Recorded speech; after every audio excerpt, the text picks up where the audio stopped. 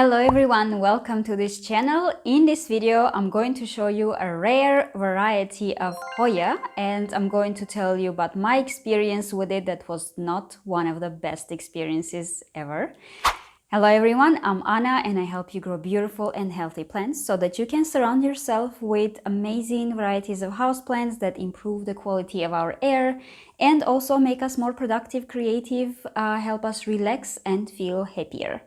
So let's start. I have here my small greenhouse, a little bit dusty, and I have here my propagations of Hoyas, and also this Hoya is growing in this greenhouse kind of.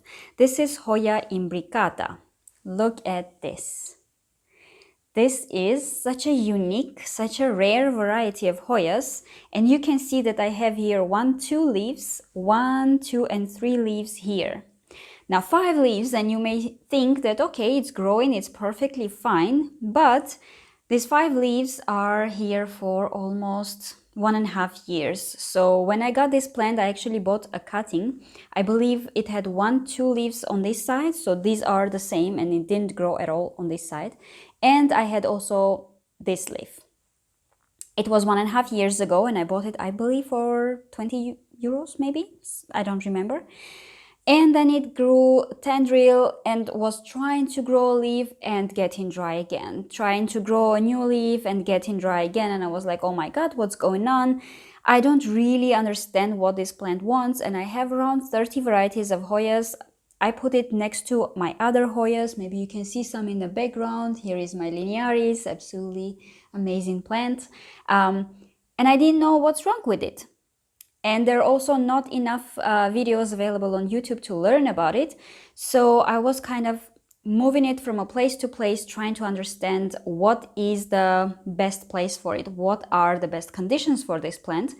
And recently I came across to another video that I'm gonna share in this video. So in the description I will put the link of that video so that you can go and watch it. This is an absolute beautiful plant, so much bigger. It grows attached to a moss and also driftwood. It's an amazing video. Thank you so much for the lady who made that video. She has a beautiful, much bigger plant.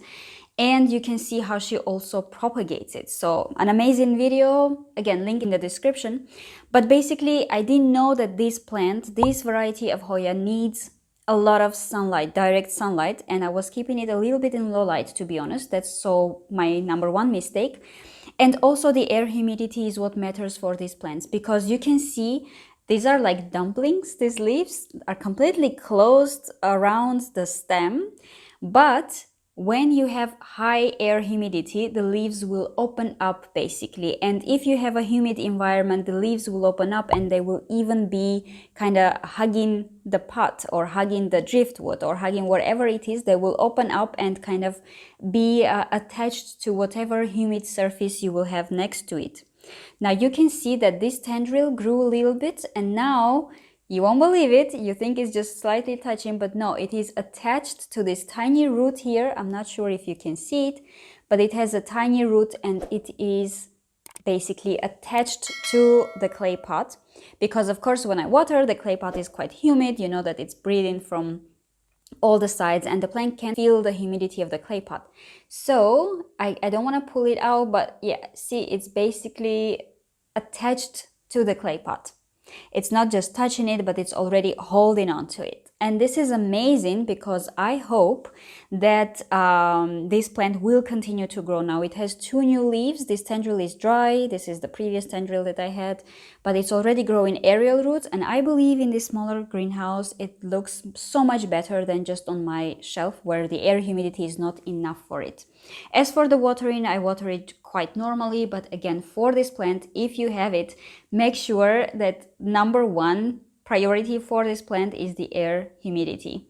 And it also likes to climb, so it's not really a hanging plant. You can see some videos that people grow these plants as hanging plants. I think that's also an option, but if you have something for this plant to climb on, a moss, a driftwood, anything that will be also humid, they will grow much faster and much better.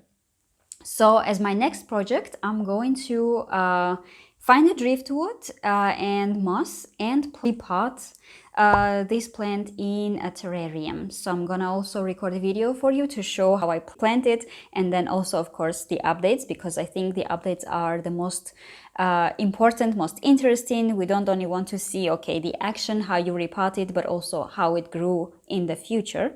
So I'm gonna do that, and I will see what will be the progress.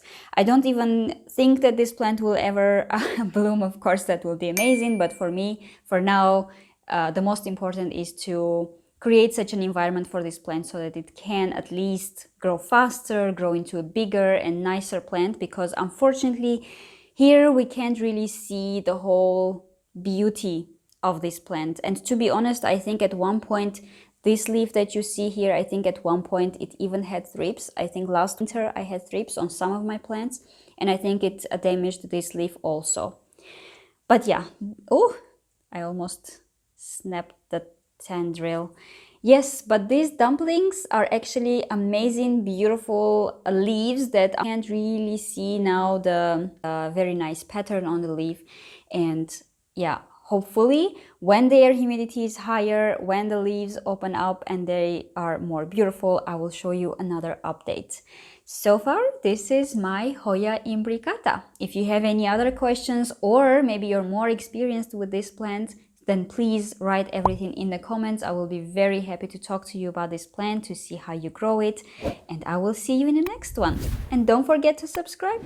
Stay passionate about plants.